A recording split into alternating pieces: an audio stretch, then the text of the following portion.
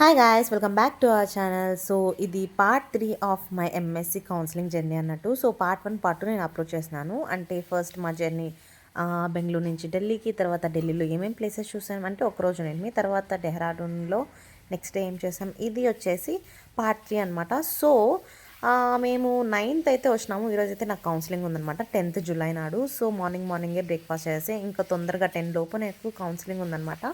అది ఒక 3 కిలోమీటర్స్ ఉంటుంది మా క్యాంపస్ లోపలనే. సో నేను వచ్చేసరికి చాలామంది అయితే వచ్చేసాను అనమాట.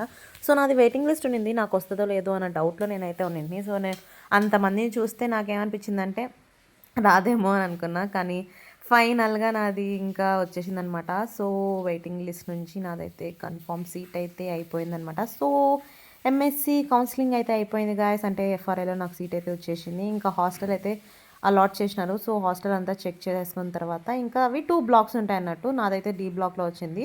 అంటే ఈ బ్లాక్ ఉంది కదా, ఇక్కడ ఏబిసిఎఫ్ ఉంటుంది. ఇది బాగుంటుంది బ్లాక్.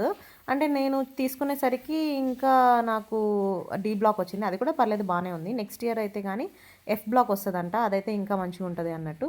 సో చూద్దాం అదైతే వస్తుందో రాదో. ఇప్పటికైతే కానీ నాకు డి బ్లాక్ వచ్చింది. సో నేను వచ్చిన తర్వాత నేను హాస్టల్ రూమ్స్, నేను హాస్టల్ రూమ్ అంతా మేకోవర్ చేయడం, తర్వాత కాలేజ్ గురించి అవంతా కూడా నేను ఎక్స్ప్లెయిన్ చేస్తాను డీటెయిల్గా.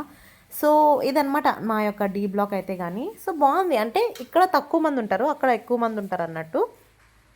సో ఫైనల్గా నాకు ఎంఎస్సి సీట్ అయితే వచ్చేసింది. ఇదే అనమాట మా institute, FRI forest research institute డెహ్రాడూన్లో. సో క్యాంపస్ అయితే చాలా చాలా బాగుంటుంది. ఆ పైన అంతా హిల్స్ చూస్తున్నాం కదా, అంతా మసూరి అనమాట అక్కడ.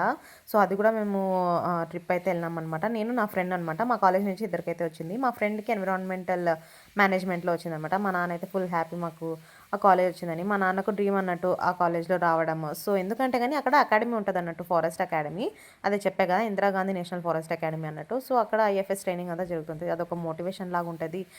సివిల్స్ ట్రైనింగ్ అంతా మంచిగా చదువుకోవచ్చు అనే దీనితో మా నాన్న కళ అనమాట. సో ఫైనల్గా ఫారెస్ట్రీలో అయితే వచ్చేసింది అనమాట. సో మాకేంటంటే కానీ నాకు డి అనేది వద్దు, ఇంకొక బ్లాక్ చూద్దాము అని పిహెచ్డి బ్లాక్ అది ఉంటుందన్నమాట ఇన్స్టిట్యూట్కి ఎదురుగా. సో అదైతే చూసినాం, అది కూడా కొంచెం అంత పర్లేదు, అంత ఏం లేదు. సో డీకే నేనైతే షిఫ్ట్ అయిపోయినా, అది ఎందుకంటే దూరం ఉంది అని అన్నట్టు. ఇదనమాట మా కౌన్సిలింగ్ జర్నీ పార్ట్ 3 ఎలా జరిగింది అనేది. ఇంకా నా ఫ్రెండ్ వాళ్ళ పేరెంట్స్, మా ఫ్రెండ్స్ వాళ్ళైతే ఫుల్ ఖుషి అనమాట, ఎందుకంటే ఇంకా సీట్ వచ్చింది అని అన్నట్టు. సో ఇంకా రాబోయే బ్లాగ్స్లో అంతా ఇంకా మా కాలేజ్ గురించి నేను అంతా ఎక్స్ప్లెయిన్ చేస్తాను. ఇంకా నాది ఐసీఆర్ కూడా రాశాను అనమాట, అది కూడా నేను వచ్చుతుందా రాదా అని చెప్తాను. ఇదనమాట ఈ వీడియో గురించి అయితే. Thanks for watching.